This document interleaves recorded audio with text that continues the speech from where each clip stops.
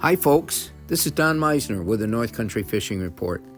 I want to start this week and talk about something I think is probably a lot more important than even I realize, and that's the water chestnut problem and potential spread that exists in the North Country. And this is really dramatic. And I've had people that listened to the show that I did a month ago, and I talked about this problem and how we really need volunteers to help us to hopefully eradicate, but at least stop what's happening right now. Now, I'm not going to go into the biology of all this, but the water chestnut is an invasive species, and it's one of the most wicked, dangerous, threatening species that we've ever had here in the North Country.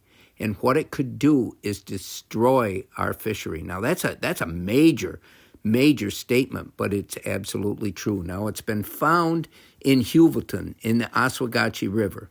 And Brad Baldwin is a professor of biology at St. Lawrence University, and he has grants from the DEC and other organizations to try to not only study this, but try to eliminate it from our area. How it gets here, invasive species, we know it's more of a problem lately than it's ever been before. But here's the important thing. What these water chestnuts do is they once they're in an area of water, they will spread and thicken, and they literally stifle out everything else in the area. They even affect cottages and places that have docks that you can't even get to your docks because they will just take a body and a place of water and overtake it. And what could happen with fish is there couldn't even be oxygen in this area for the fish to live. So I want you to be aware of this. If you were to contact Brad Baldwin, again, he's a professor at St. Lawrence University in the biology department. They put a video together that is absolutely astounding. It really does show these growths, show what it's like under the water, show the areas that they're finding them. Here's what happens. If these water chestnuts come from a tributary and flow down into the St. Lawrence River, which they've already done in a couple of places that they found them, then they can be washed downstream and they can fill all the shoreline areas, which might be nurseries for different species of fish, or might be areas that they're spawning grounds, and they'll eliminate it all. And it can destroy a fishery. Now, that's a bold statement, and I know it's a blanket statement, but this is absolutely true. This is really a dangerous enemy.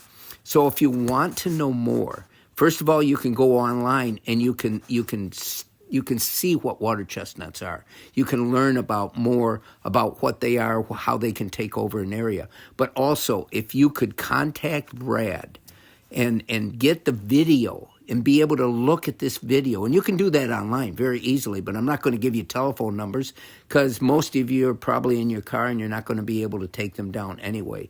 But if we work together at this, and honestly, whether you're a fisherman or not, this really poses a threat to our area and the wonderful resource that makes our area so special. So look further into this, but we need people to help. There's devices now, and May is the best time to try to eradicate this when these plants are juvenile, before they really spread out, because once it becomes summer, you can only basically get the tops of these off, like if you're cutting your grass, but it will grow again.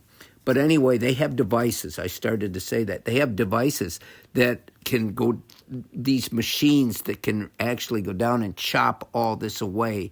They're expensive. There's 2 of them now we have in the area, but perhaps we can get more.